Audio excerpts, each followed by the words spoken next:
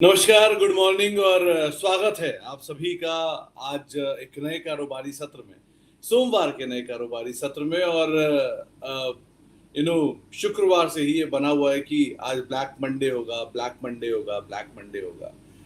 To an extent कुछ हद तक सही भी है, टू एन एक्सटेंट कुछ हद तक माना जाए तो शायद ना भी हो। खैर, दोनों ही आंकड़े आपके सामने रख देता हूँ। पहले तो थोड़ी देर पहले कोस्पी के मार्केट में लोअर सर्किट लग गया। लोअर सर्किट लग गया 9% का। क्यों लग गया? क्योंकि एक तरफ तो एआई बबल की बातचीत होने लग गई कि एआई बबल है, एआई बबल है, इसीलिए नैस्डैक 4% टूटा था फ्राइडे को। और आज कोस्पी का मार्केट क्योंकि दो एआई बेस्ड कंपनियों के दम पे ही चला था वो, तो वहीं पर ही सबसे ज्यादा सेल ऑफ था, तो मार्केट भी लोअर सर्किट पे लग गया एक तरफ। दूसरी तरफ ईरान इजराइल का फ्रेश टेंशन शुरू हो गया है, जिससे क्रूड प्राइसेस के अंदर तेजी आई है, तो ये दूसरा इम्पैक्ट है। तो ये दोनों की वजह से कोस्पी के मार्केट में तेज बिकवाली आते हुए दिखाई पड़ रही है, वहां पर लोअर सर्किट लग गया है। अब इंडियन मार्केट परिवेश में भी जरा बात की जाए आंकड़ों के लिहाज से कैसे कैसे क्या क्या चीजें चल रही है। सबसे पहले 8,776 करोड़ रुपए की बिकवाली एफआईज ने बीते सत्र में करी थी, यानी कि शुक्रवार को करी थी। डीआईज ने ऑन द कॉन्ट्ररी 9,133 करोड़ रुपए के आसपास की खरीदारी करी थी। एफआईज ने फ्यूचर में 150 करोड़ रुपए के आसपास की खरीदारी की थी और एफआईज ने ऑप्शन में 1660 करोड़ रुपए के आसपास की खरीदारी की थी। ये एफआईजीएस का आंकड़ा शुक्रवार के सत्र का रहा है। शुक्रवार बहुत बुरा दिन था तमाम ग्लोबल मार्केट्स के लिए। डाउ जोन्स करीब 1.5% नीचे रहा, नैस्डैक 4% नीचे रहा, S&P 500 2.5% नीचे रहा बीते सत्र में। उस दिन क्रूड भी टूटा था, लेकिन क्रूड में आज रिकवरी आ गई, $96.24 पर बैरल के आसपास आ गया। उस दिन गोल्ड भी टूटा था, लेकिन गोल्ड में रिकवरी के बाद कहीं जाकर 0.5% के आसपास की बिकवाली देखने को मिली।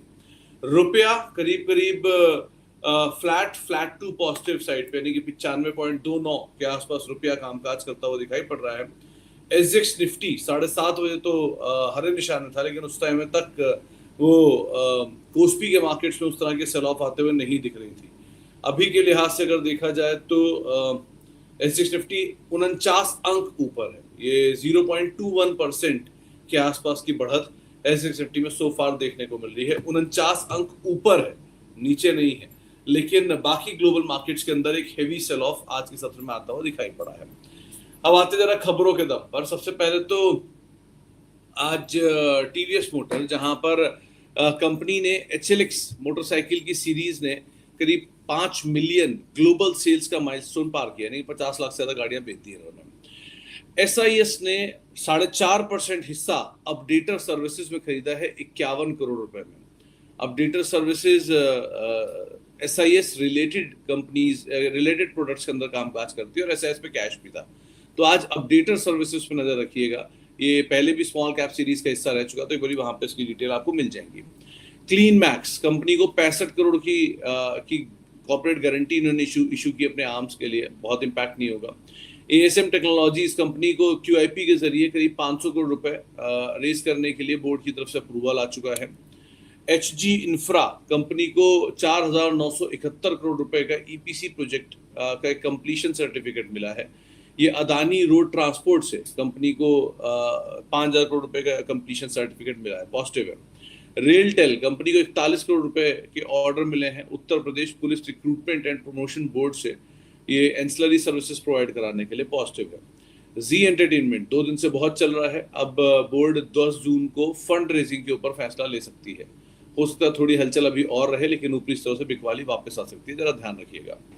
डीपीआईआईटी ने निबे को आर्म्स लाइसेंस दिया है। ये निबे डिफेंस एंड एरोस्पेस को लाइसेंस दिया गया है प्रूफ टेस्टिंग फायर आर्म्स के लिए, पॉजिटिव है।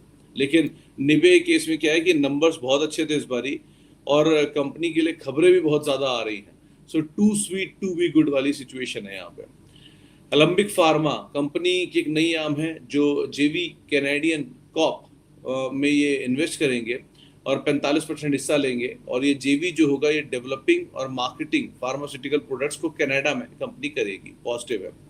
केएनआर कंस्ट्रक्शन कंपनी के जेवी को 3,361 करोड़ का लेटर ऑफ एक्सेप्टेंस मिला है साउथ ईस्टर्न कोल फील्ड से। ये कुसुमुंदा कोल प्रोजेक्ट के लिए ये कंपनी को एलओए मिला है और करीब 51% हिस्सा इसमें कंपनी इस KNR में जेवी रखेगा। KNR इस पूरे जेवी में करीब करीब 51% हिस्सा रखेगा इस प्रोजेक्ट के अंदर। मॉयल कंपनी ने एक जेवी किया है MP स्टेट माइनिंग कॉर्पोरेशन के साथ मैग्नीज और माइनिंग को लेकर, और इसमें मॉयल का करीब 51% और MPSPL यानी कि MP स्टेट माइनिंग कॉर्पोरेशन का 49%। तो KNR और मॉयल इन दोनों में जो बेनिफिट आएगा वो इतने इतने प्रोपोर्शन में आता हुआ दिखाई पड़ेगा। लेंसकार्ट ये नया हाई काट रहा है। विरिडियन एशिया ने करीब 19 लाख शेयर खरीदे हैं 508 रुपए पर शेयर के, और ये कॉप्टल मॉरिशस से खरीदे गए, यानी एक फंड बेच रहा है दूसरा फंड ले रहा है। EMS कंपनी को 100 करोड़ रुपए का ऑर्डर मिला है यूपी जल निगम से, पॉजिटिव है।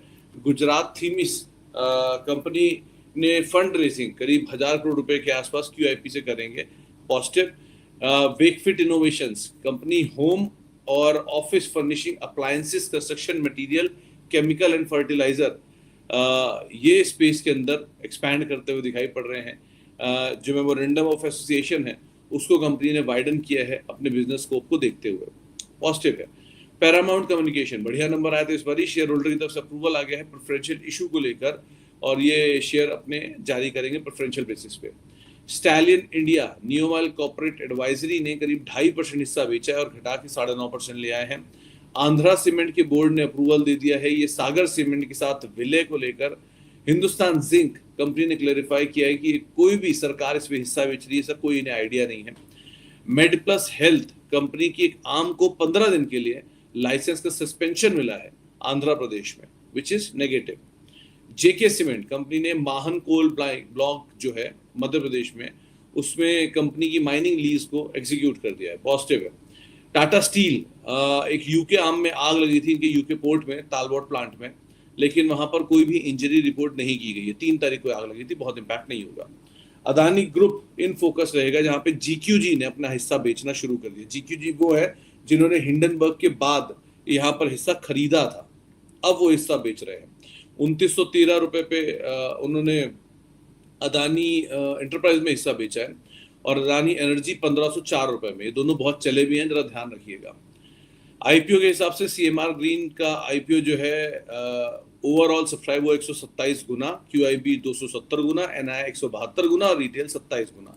रिटेल पार्टिसिपेशन IPOs में कम हो रहा है, नॉन रिटेल पार्टिसिपेशन वापस स्ट्रांगली चल रहा है। हेक्सागन न्यूट्रिशन ये एक IPO और खुला हुआ है, ये पहले दिन 1.5 गुना सब्सक्राइब हुआ, रिटेल 3.25 गुना और NI 2 गुना।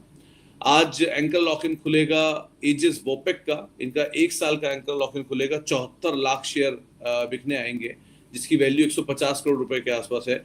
ये कुल आउटस्टैंडिंग शेयर का 67% हिस्सा है। और सेडेमेक मेकाट्रॉनिक्स का IPO भी का 3 महीने का लॉक इन खुलेगा, 12 लाख शेयर बिकेंगे, करीब करीब 2.5 करोड़ डॉलर के आसपास के, जो टोटल इक्विटीज का 3% होगा।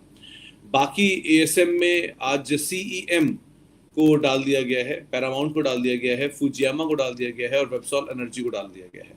ये बहुत चले हुए हैं, इसलिए डालना बनता है। जो ASM शॉर्ट टर्म वालों में है उसमें गो फैशन आ गया है, क्वालिटी वॉल से, पेनेशिया बायोटेक है, सविता लॉन्ग। और जो बाहर निकाले गए हैं उसमें CEM को शॉर्ट टर्म से निकाल के लॉन्ग टर्म में डाला गया है, और GOCL, पैरामाउंट, स्पोर्ट किंग, वेबसॉल यहाँ से निकल के लॉन्ग वाले में चले गए हैं। सो ये आज के पूरे दिन के लिए जो खबरें, जो ट्रिगर, जिनके ऊपर आपको अदरवाइज नजर रखनी होगी।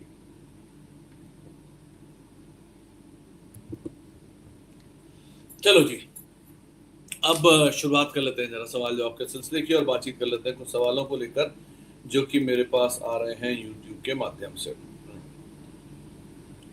ओके, पहला सवाल आया है, क्या आप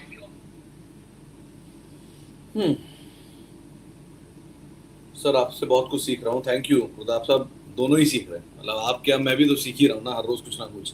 बहुत कुछ क्लैरिटी मिलती है अपने काम से फोकस हट रहा है और मार्केट से बहुत ज्यादा समय लगने लग गया है।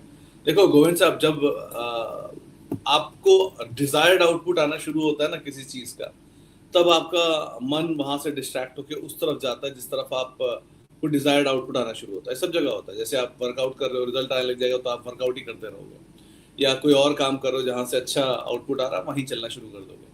बट धीरे धीरे उसके अप्स एंड डाउन्स भी होते हैं. So many a times market में अभी आपको बहुत मन कर रहा है, बाजार बाजार बहुत अच्छा लग रहा है, 4 झटके आएंगे बाजार के, रिजल्ट नहीं आएगा, कुछ महीनों पैसे नहीं बनेंगे, कुछ साल पैसे नहीं बनेंगे, कुछ साल शेयर कहीं जाएगा नहीं, सारा इंटरेस्ट धीरे धीरे फेड आउट होने लगता है. स्मॉल कैप सीरीज को जब हमने शुरू किया था तब लोगों का बहुत इंटरेस्ट आता था. धीरे धीरे धीरे धीरे इंटरेस्ट कम होने लग गया जब बाजार नीचे आया, फिर वापस आने लग गया जब बाजार चलने लग गया. सो ये चलता रहता है, ऐसे ही रहेगा. आप फोकस करिए काम पर. एंड ऑफ द डे ये बात ध्यान रखिएगा कि market is part of life, it is not your life. तो उस हिसाब से ही काम कीजिए. शेयर बाजार आपकी कमाने का एक जरिया जरूर हो सकता है, पैसा बढ़ाने का जरिया हो सकता है, सेविंग का जरिया हो सकता है, लेकिन आपकी जिंदगी का पूरा जरिया ये पॉसिबल नहीं है. सो उसको उतना ही सीमित रखिए कि आपके दिल और दिमाग पे ना चढ़ के बैठ जाए. मतलब your brain should command everything. ऐसा कुछ नहीं होना चाहिए कि कुछ और उसे कमांड करे. तो उस हिसाब से आप ध्यान रखना. ओके, अरे यार कहाँ चले गए सवाल. हेलो भैया, मेरे पास कैंपस है 3 साल से, लॉस में है थोड़ा, बेच के कोई अच्छी company like CEAT, Navkar, NHL ले सकता हूँ? शर्मा साहब, वैसे तो ये किया जा सकता है, लेकिन क्योंकि कैश मार्केट में अगर आप लेके बैठे हो और आप ही का ही पैसा लगा है जो इसमें लगा ही होगा आइडियली, तो कैंपस की ऑलरेडी बहुत बीटन डाउन है. सो यहाँ नहीं, थोड़ा सा पुल बैक और मिल जाए तो आप एक बार को निकल सकते हो. इन द मीन वेल अगर आपको लगे कि नहीं मेरे को अब रीजनेबल साइज का एक्सपोजर, मतलब यहाँ रिस्क लॉस बुक करके वहाँ पर अच्छी अपॉर्चुनिटी मिल रही है, जैसे मान लो जैसे क्रूड भाग रहा है, सीएट गिर गया 2800-2900 आ गया, नवकार टूट के 90 रुपये आ गया, 98 रुपये 88 रुपये आ गया, इस टाइप का कुछ, एनएसीएल 130 रुपये आ गया, ऐसी कोई अच्छी अपॉर्चुनिटी दिख जाए तो एक बार को आप ये कर सकते हो कि तब वहाँ पे मैं निकल के यहाँ पर शिफ्ट कर दूँ कि जो मार्जिन ऑफ सेफ्टी वो थोड़ी ज़्यादा हो गई है. लेकिन अभी के दाम पर शिफ्ट करने में थोड़ा सा मतलब वहाँ भी लॉस बुक करोगे, ये भी थोड़े ऊपर के लेवल पे है, तो ऐसा कोई फायदा नहीं है. तो एक बार को ईज ऑफ हो जाए तो ज़्यादा बेटर है, लेकिन करा जा सकता है. कैंपस क्योंकि ऑलरेडी बहुत टूट चुका है, सो बहुत कुछ खोने लायक अभी यहाँ बचा नहीं है. कैंपस, रिलैक्सो, बाटा बहुत समय से शांत है, या तो रेंज बाउंड रहेंगे या थोड़ी बहुत पुल बैक दिखा देंगे, लेकिन जब तक नंबर्स इनके इंप्रूव नहीं होंगे तब तक इनमें बहुत कोई मूवमेंट की उम्मीद एटलीस्ट मत लगाना. इस बार रिलैक्सो के नंबर थोड़े बेटर थे. सर एमपीसी के हिसाब से किस पर नजर रखना सही है? फिलहाल सब एमपीसी बीत चुकी है. सो अगर शॉर्ट टर्म में आप नंबर्स की बात करो तो हो चुका. एमपीसी खत्म हो गया, ब्याज दरों में कोई बदलाव नहीं हुआ, कमेंट्री आ चुकी है. उन्होंने गिल्ड्स के ऊपर काम किया था, जो पीएनबी गिल्ड में एक्शन देखने को मिला भी था, लेकिन वो वनडे वंडर रहता है. पीएनबी गिल्ड कभी भी ऐसी चीज नहीं है जो सिक्योलर मूव दिखाए, वो बीच बीच में जागता है, चलता है, फिर शांत हो जाता है. सो यहाँ पर फंसने वाली गुंजाइश थोड़ी ज्यादा रहती है. फिर भी आप अगर नजर रखना चाहते हो तो एक अच्छी पीएसयू कंपनीज पे नजर रखना, पीएसयू बैंक्स पे, जो कि थोड़ा बेटर अगर ट्रेड अप होते हैं, मतलब अगर नीचे मिल जाते हैं, अच्छा खासा सीमलेसली फॉल आ जाता है, तो एक बार को बेटर सिचुएशन में पीएसयू बैंक्स हैं. क्योंकि पीएसयू बैंक्स के अंदर फिर भी वैल्यू है, काफी टूटे हुए हैं, मतलब काफी अच्छे नंबर थे, और अगर नंबर थोड़े और अच्छे नंबर के बीच में अगर शेयर नीचे मिल जाए तो ज्यादा अच्छे थे. बैंक ऑफ महाराष्ट्र हुआ, कर्नाटका के नंबर अच्छे थे, साउथ इंडियन बैंक के नंबर अच्छे थे, जम्मू कश्मीर के नंबर अच्छे थे, तो इनके नंबर्स बहुत अच्छे थे. तो इनमें से कोई भी अगर किसी बड़े फॉल में आपको नीचे मिल जाए तो ज्यादा बेटर सिचुएशन रह सकती है. सर क्या हेवेल्स भी आरआर काबेल जैसे सेक्टर में? हेवेल्स उसका बड़ा प्लेयर है, मतलब आप समझो आरआर काबेल ने शुरू किया था एफएमईजी, ये पूरा सेक्टर जो है एफएमईजी सेक्टर है. एफएमईजी क्या होता है? Fast moving electrical goods. जैसे एफएमसीजी होता है वैसे एफएमईजी होता है. So fast moving electrical goods के अंदर आते हैं सारे के सारे, जिसमें केबल एंड वायर एक सेगमेंट है, और बाकी धीरे धीरे आप इंटीग्रेट करते जाओ. आप केबल वायर में तो हो ही, लेकिन केबल वायर भी बहुत तरह के होते हैं. कुछ बिजली के केबल अलग आते हैं, ये इंटरनेट वाले केबल अलग आते हैं, डेटा का केबल्स अलग आते हैं, अंडर सी केबल अलग आते हैं. सो ऐसे ऐसे करके केबल कंपनियां कामकाज करती हैं. फिर वो केबल से धीरे धीरे जाती हैं फॉरवर्ड इंटीग्रेशन में, यानी उस तरफ जहां पर प्रोडक्ट बनने लग जाते हैं, जैसे कि इलेक्ट्रिकल प्रोडक्ट्स होते हैं. तो हेवेल्स ने धीरे धीरे एक्सपैंड करते करते सालों में अब वो ये बन गया जहां पर वो अभी है. हेवेल्स के अंदर ग्रोथ नहीं है, लेकिन जितने नए प्लेयर हैं, जैसे कि पॉलीकैब हुआ, जैसे कि आरआर काबेल हुआ, इनमें सुपर एग्रेसिव ग्रोथ थी. तो वो सुपर एग्रेसिव ग्रोथ इनके नंबर्स में दिख रही है, जो नए हाई काट रहे हैं. आरआर काबेल ऑलरेडी बहुत चल चुका है अपनी ग्रोथ के हिसाब से भी और आईपीओ के हिसाब से भी. हमने इसे स्मॉल कैप सीरीज का हिस्सा बना रखा है, हमने बहुत इसके बारे में पढ़ाई लिखाई करके वहां पे वीडियो डाला, आप चेक कर सकते हो।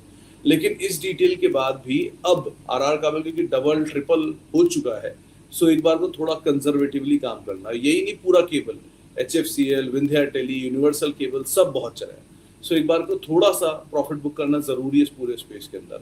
रही बात सेक्टर की, तो इसमें कुछ से कंपनियां फॉरवर्ड इंटीग्रेटेड हैं, कुछ कंपनियां सिर्फ केबल बिजनेस में अभी भी कामकाज कर रही हैं। सो बहुत पिक चूज करके अब काम करना है कि पूरा सेक्टर बहुत महंगा हो चुका है, सो हाथ लगाने में ऐसा ना हो कि कहीं बम जैसा काम करे, सो उसका ध्यान रखना है।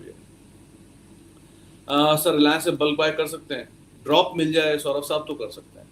और ये ध्यान रखना कि रिलायंस, HDFC बैंक, TCS, ये सारे के सारे नाम जो अच्छी कंपनियां हैं और ऑलरेडी टूटे पड़े हैं, ये नीचे मिले थोड़ा खरीदना, थोड़ा ऊपर मिले निकलना, इसके हिसाब से अभी काम करना, क्योंकि इनमें नियर टर्म बॉटम बन गया है या स्टेबिलिटी आ गई है, ये अभी दिख नहीं रहा है। लेकिन हाँ ये है कि कहीं भी फॉल मिल जाए तो ऐड करो, नीचे मिल जाए तो नीचे मिले ऐड करो, थोड़ा ऊपर मिले पुल बैक में बेचो, ऐसे करके 2-3 राउंड घूम सकते हो उसमें, क्योंकि वो कंपनियां ही हैं जहाँ पे लिक्विडिटी अच्छी है और कंपनियां अच्छी हैं। सो आराम से आपको ये मौके देते रहेंगे बार बार नीचे ऊपर करने के। Sir UltraTech and Ambuja will be right combination cement sector for accumulation. Hitesh साहब है तो ठीक, अल्ट्राटेक और अंबुजा दोनों।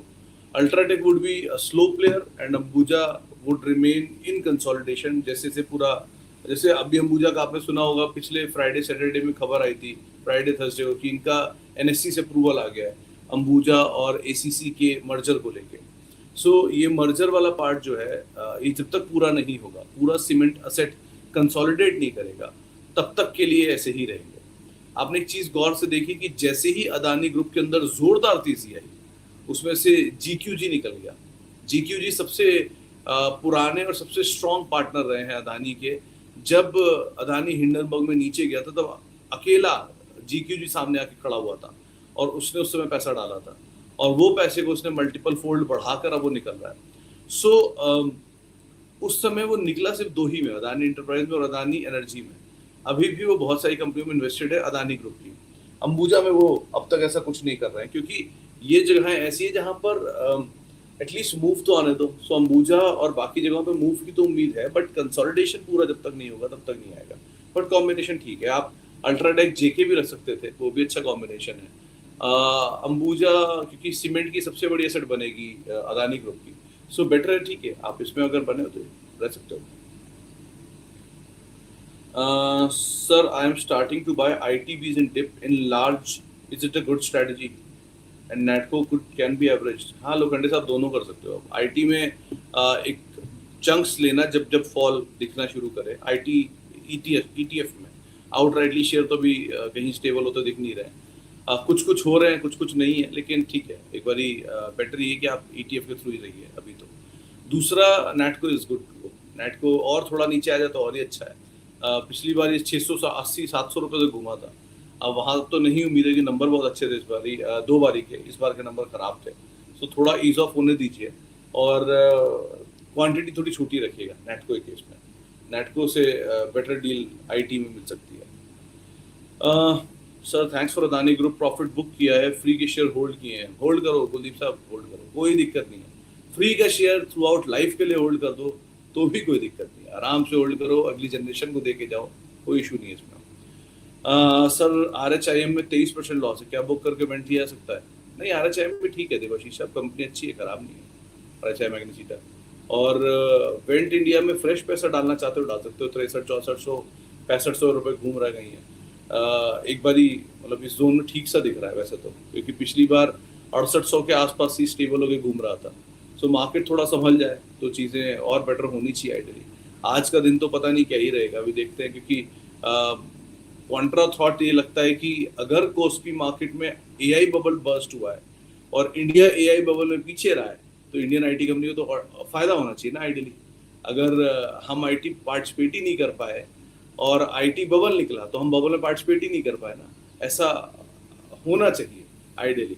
लेकिन मतलब it's too good to be true वाली सिचुएशन, ऐसा होगा नहीं। सो लेट्स सी कैसा क्या रहता है। इंडिया हमेशा से कंजर्वेटिव रहा ही है, so maybe this time conservative रहना उनको बेनिफिट ना दे जाए, देखते हैं बाकी क्या सिचुएशन रहती है। और रही बात क्रूड की, ये concern, crude is real concern, तो इसीलिए एक बार को वहां पर कोई अगर दिक्कत आई और बढ़ी, इराक इसराइल, ईरान इसराइल वाली, तो ये चीजें इंडियन मार्केट के लिए ज्यादा डैम्पनिंग रह सकती हैं, तो उस पार्ट का आप ध्यान रखना। चलो जी, बाकी बातचीत अब आप लोगों से होगी। सर क्या एंकर लिंक खुलने का मतलब होता है कि एंकर अपने सारे शेयर बेच देगा? हाँ, तो मनीष साहब, एंकर लॉक इन खुलने का मतलब होता है कि आज से अब एंकर के पास वो लॉक इन का ड्यूरेशन खत्म हो गया। अब वो चाहे तो आज पूरा माल बेच दे, कल बेच दे, परसों बेच दे, उसकी चॉइस है। आज से वो एलिजिबिलिटी आ गई कि वो बेच सकता है पूरा माल, लेकिन वो बेचेगा या नहीं वो पता नहीं। एक पार्ट 90% केसेस में आईपीओ के कुछ कुछ वो लोग पहले से ही मतलब आपको ये बात तो समझ में आती होगी, इतनी बड़ी इक्विटी एक बार में कोई आदमी कंज्यूम नहीं कर सकता कि एक बार में किसी का 60% इक्विटी बिकने आ रहा है और आप लेने बैठ जाओगे। सो उसके लिए वो पहले से ही म्यूचुअल फंड से बात करके चलते हैं कि इतनी एंकर लॉक इन खुल रहा है, सो जो जो म्यूचुअल फंड लेने वाले हैं वो ऑलरेडी ले लेते हैं, लिक्विडिटी एब्जॉर्ब कर लेते हैं, उसे बेसिकली कहते हैं। सो ये लोग एब्जॉर्ब कर लेते हैं, बट ठीक है, ये एंकर लॉक इन का खुलने का मतलब ये नहीं नेगेटिव हो गया, बट उसके इर्द गिर्द से वो बेच जाते हैं कई बार। सो इसीलिए बताना भी जरूरी है कि आज से लॉक इन खुल गया है, अब आप लोग तैयार हो कि आज भी बिक सकता है। सो बिकने आता है आमतौर पर उसके ड्यूरेशन में, कभी कभी लिक्विडिटी एब्जॉर्ब करता आ रहा है पहले से, और उस दिन आते के साथ ही वो ट्रिगर कर जाता है। सो कई तरीके से काम करता है, बट आज से हाँ एलिजिबिलिटी बन गई इसकी बेचने की, ये बात को ध्यान रखना आप। और एंकर लॉक इन कई बार ही खुलते रहते हैं, 6 महीने वाले, साल भर वाले, 3 महीने वाले, ये सब खुलते रहेंगे, इसके हिसाब से ध्यान रखना। चलो जी, बाकी बातचीत अब आप लोगों से आज शाम को होगी 5:30 बजे। कोई भी निवेश कर रहे हैं तो अपने वित्तीय सलाहकार की राय लेकर निवेश करिएगा, चाहे यहाँ सुनकर करिए, चाहे स्मॉल कैप में सुनकर करिए, चाहे माइक्रो कैप में सुनकर करिए, चाहे म्यूचुअल फंड में सुनकर करिए। और बाकी जिनसे बातचीत हुई बहुत बहुत शुक्रिया, जिनसे बातचीत नहीं हुई बहुत बहुत माफी। मिलते हैं शाम को।